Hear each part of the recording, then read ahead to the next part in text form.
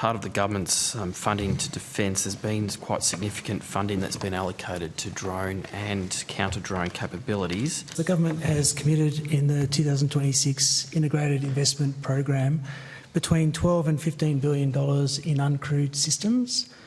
When you refer to drones, I'm characterising those as uncrewed systems in all domains, not just what we commonly refer to as drones operating in the air domain. And the government also committed up to $7 billion in counter-uncrewed systems. I'm just interested to, understand how this funding is also helping to support local jobs, particularly the Australian industry. So there's a number of investments like Ghost Shark and Ghost Bat that are developed here in Australia. But one of the other areas that we're making substantial investments in uncrewed systems is through the Australian Strategic Capabilities Accelerator, or ASCA.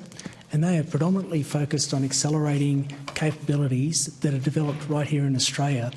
And in fact have set up a board, if you like, of providers for uncrewed systems that not just Defence can draw on now, but other government agencies can draw on, and our allies and partners, to expand the market for Australian producers. At the moment, one of the constraints that I think Australian manufacturers face is the defence market for uncrewed systems is not enough to keep them all afloat. If we can help to expand the market for them, then we'll make it a more productive business for them, and it'll strengthen our resilience. Land 156, an Army project, has also established a standing panel for counter-uncrewed systems. And so we already have a number of manufacturers of counter-uncrewed systems that are now available not just for Defence but for other government agencies and our partners to take advantage of.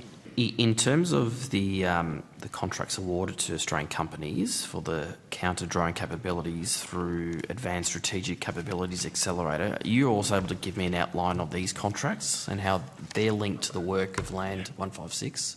Yes, certainly, Senator. So there's two contracts that have been awarded, one to AIM Defence and one to SYPAQ Systems, to the value of $21.3 million and $10.4 million respectively.